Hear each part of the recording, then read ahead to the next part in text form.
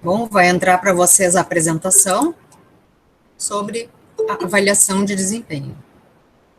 Só um minutinho que está chegando alguém ainda.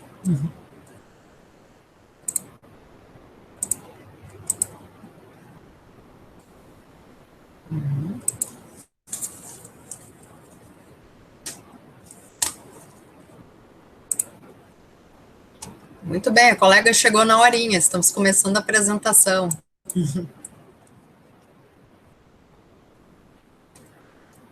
Então, hoje a nossa temática é a avaliação de desempenho, né, de funcionários, de pessoas dentro das empresas, não é a avaliação de vocês dentro do nosso componente curricular, tá? Então, primeiro eu trouxe esse slide aqui para a gente conversar um pouquinho e mostrar que tem uma série de fatores que afetam o desempenho de um funcionário numa organização, quase como se fosse uma fórmula matemática, né? Então, o desempenho sendo uma função de motivação, ambiente e capacidade. O que eu quero dizer com isso? A motivação é um fator muito importante para o desempenho, porque eu posso ter o melhor funcionário do mundo, mas se aquele funcionário não estiver num bom momento, né, numa boa condição, estimulado, a fim mesmo de pegar, de fazer aquele trabalho, com certeza eu não vou ter um desempenho que vai ser o satisfatório. Também o ambiente é muito importante. Se eu não tiver condições de trabalho, que são as ideais, seja em termos de segurança, de tecnologia, equipamentos que esse funcionário vai precisar utilizar, posso ter o funcionário com a maior capacidade que eu não vou conseguir ter um aproveitamento dele em todo o seu potencial. E a capacidade, obviamente, né, que aí envolve o conhecimento, a habilidade, né, a atitude, a condição que ele tem, a competência que ele tem para fazer o seu trabalho. Então, o desempenho ele é afetado por uma série de fatores. E isso vai se refletir num processo de avaliação que vai ser feito. Então, o que é essa avaliação de desempenho? Que eu trouxe o conceito do nosso amigo Chiavenato, que diz que é uma apreciação sistemática sobre o desempenho de cada pessoa no seu cargo e também do seu potencial de desenvolvimento futuro. Então, quando ele fala em sistemática, ele quer dizer de uma forma organizada, de uma forma oficializada dentro da empresa e de uma forma periódica, de tempos em tempos. Pode ser mensal, pode ser semestral, anual, depende como a empresa se organiza. Então, tem que ter uma sistematização. E olhando para ela, no desempenho no seu cargo, mas também visando, né, quem sabe, a um potencial de desenvolvimento, tá? Fazendo uma projeção para o futuro. E por que se faz essa avaliação? Por N motivos, para dar o feedback para a pessoa, para saber como está indo no seu trabalho, para subsidiar decisões sobre pessoal, para progressão na carreira, fundamentar a remuneração e por aí vai. Então, uma série de atividades de gestão de pessoas são vinculadas ao processo de avaliação de desempenho. E aí vocês vão me perguntar, tá, mas eu trabalho em algum local que não tem avaliação de desempenho. Muitas empresas não têm, e pode ser que não tenham de uma forma formal, né, oficializada, sistematizada, como diz o Chiavenato. Mas informalmente nós somos avaliados sempre, porque senão não permaneceríamos no nosso trabalho. Então, uma avaliação informal, ela sempre existe, mas o que a gente está falando hoje aqui é de uma sistematização, é de uma avaliação formal dentro da organização. E aí vocês vão ver que tem várias formas de se fazer isso. Então, o objetivo principal, básico da avaliação de desempenho é melhorar os resultados. Melhorando os resultados das pessoas, nós sabemos que isso vai impactar no resultado da organização também.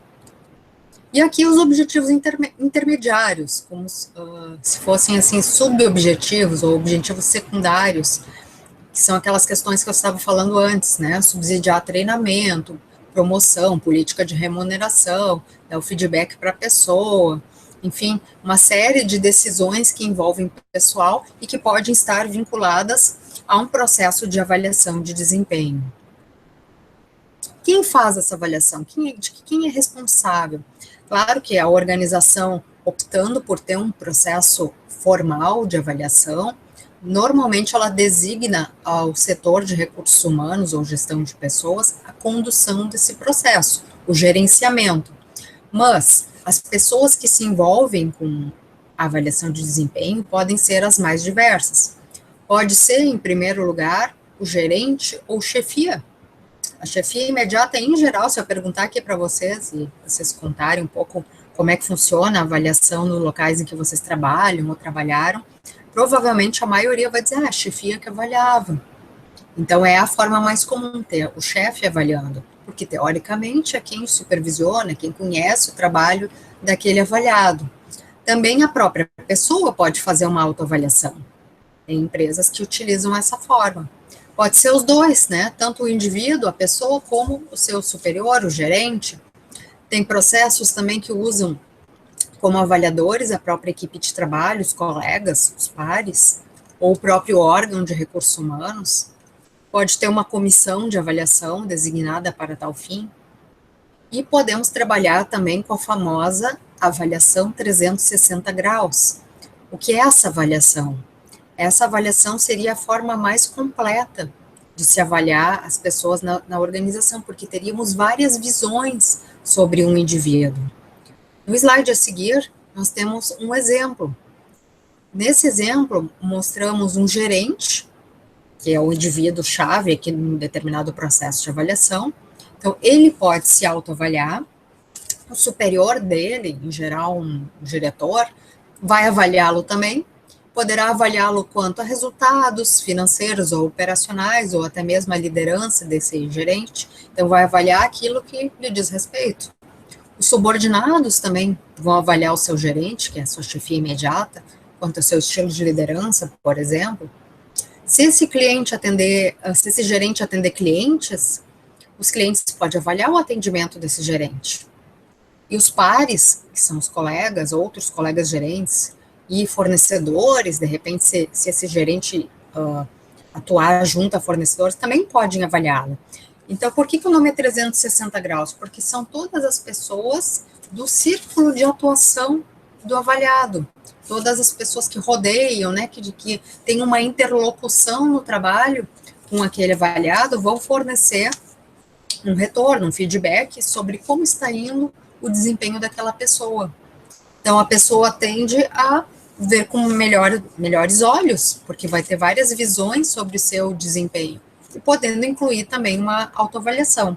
Só que vejam que essa forma de avaliação, ela é super completa, bacana e tal, só que é muito trabalhosa. Então, muitas organizações optam por não adotar, porque é bem complicado fazer o gerenciamento de todas essas avaliações. E se não tiver um sistema informatizado para fazer isso, vejam quanta papelada vai gerar em formulários de avaliação de todos que rodeiam, né, determinado avaliado. Fica uma coisa muito difícil de se gerenciar.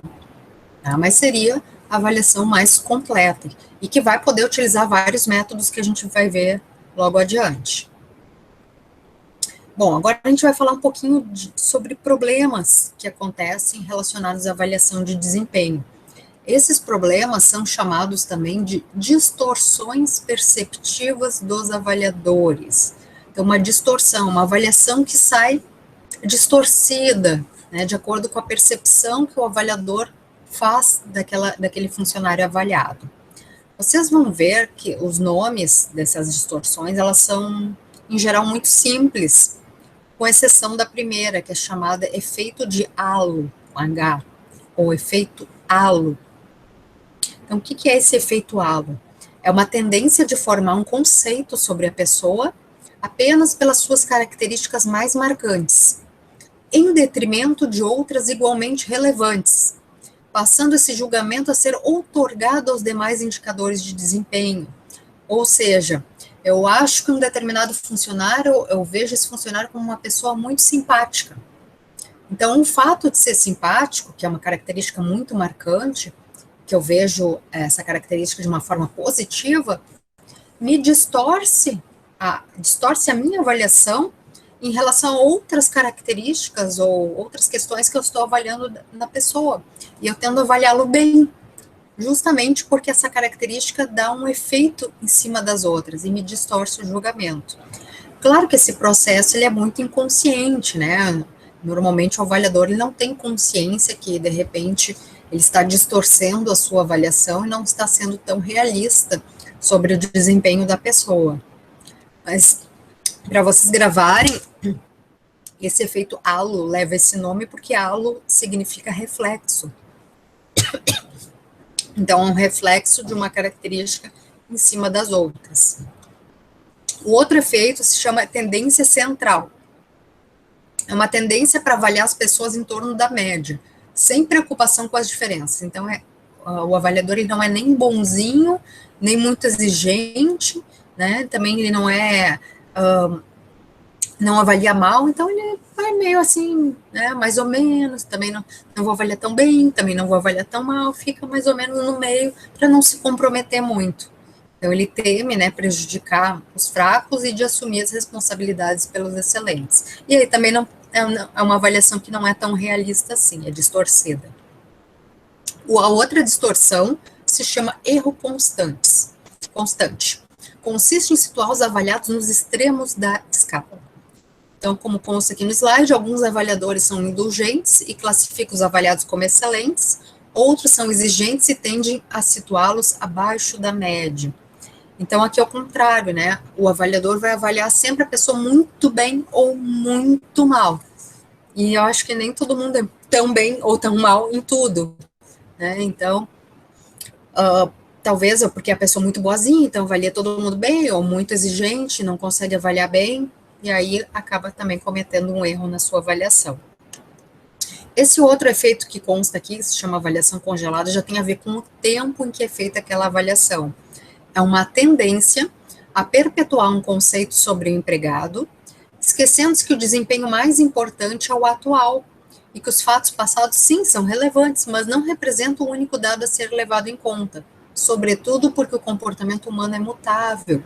Ou seja, o processo de avaliação de desempenho, ele é feito num determinado período de tempo. Então, se eu estou avaliando o meu funcionário de maio a setembro deste ano, é maio a setembro, foi como ele desempenhou nesse período. Esquece antes de maio e esquece o depois de setembro, né? Avaliação congelada, não, eu paro com a minha cabeça lá em maio, né? Eu avalio a pessoa só pelo mês de maio e esqueço que a minha avaliação, ela deve englobar os meses subsequentes. Então, eu brinco que é o efeito Frozen, né? É congelada. Eu fiquei com a cabeça lá no passado. E às vezes é porque aconteceu algum fato muito positivo, a pessoa teve um desempenho excelente ou negativo. Só que eu não posso olhar só aquele momento, eu tenho que olhar todo o período de tempo para ter uma avaliação mais realista. O outro problema é o contrário, falta de memória. Eu me esqueço lá do início do período da avaliação e considero apenas os últimos fatos, né? Então, é o contrário da avaliação congelada. Me esqueço do início e fico aqui voltado só porque aconteceu recente. E aí eu também não torno aquela avaliação bem realista. E o último se chama viés do avaliador. Então, tudo que não entrou nos anteriores, né? Porque diz respeito a vieses pessoais. O que significa isso? Questões pessoais mesmo, né? De repente, eu estou avaliando um funcionário, mas ele é meu vizinho também e eu briguei com meu vizinho, que é meu funcionário, né? Então, eu acabo misturando as coisas, ou tem algum conflito, até time que torce, né? Um torce para um time de futebol, o outro torce para outro time, e são tão apegados a isso que acaba isso distorcendo o processo. Aí, alguma coisinha aqui. Seguimos. Bom, vamos para os métodos agora. Então, a gente viu o que é avaliação, a importância disso em relação na área de gestão de pessoas, os objetivos, as distorções, as responsabilidades. Agora, então, os métodos, como são feitas essas avaliações. Eu trouxe para vocês os métodos tradicionais, porque são ainda os mais utilizados. São 6. Primeiro, chamado escalas gráficas. Como é que funciona? Eu vou ter um formulário, vou ter vou definir, né, quem é o avaliado, quem são os avaliadores, de quanto em quanto tempo, e vou utilizar um formulário chamado de método das escalas gráficas. Isso vai medir o desempenho através de fatores de avaliação previamente definidos e graduados. Eu vou ter um formulário de dupla entrada, onde as linhas são os fatores e as colunas os graus.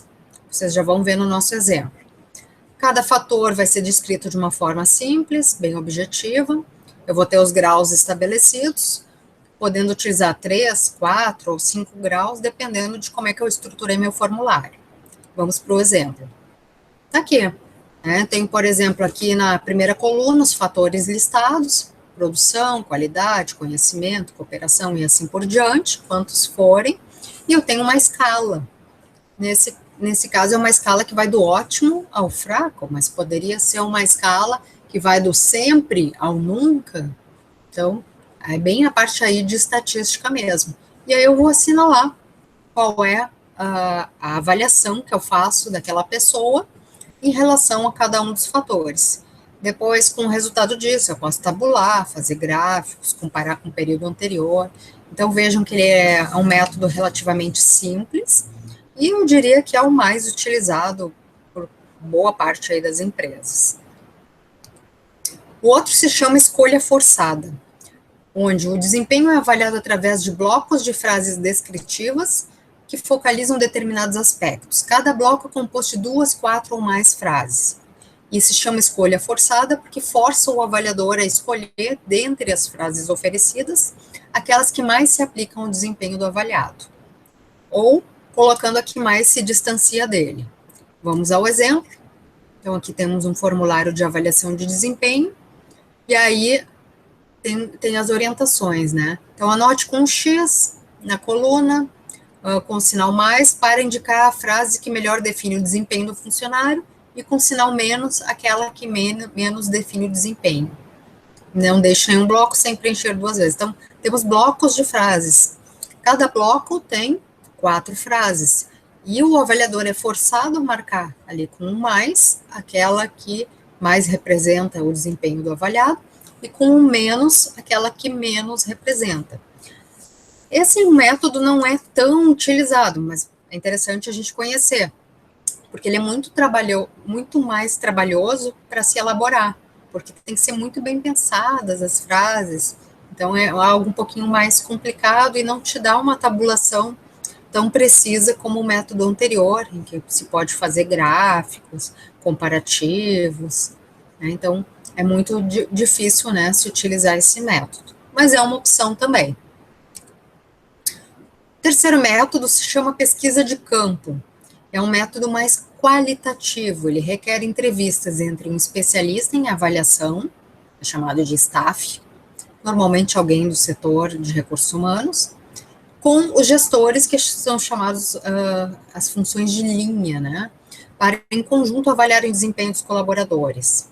Então, desenvolve-se em 4 etapas: uma entrevista de avaliação, uma entrevista complementar, um planejamento. Então, é legal assim que já te dá um resultado, que tu vai fazer um planejamento com providências que vão ter que ser implementadas, e depois um acompanhamento dos resultados. Então, é um processo bastante completo, só que requer tempo, e tempo é dinheiro, então ele também é difícil de se implementar.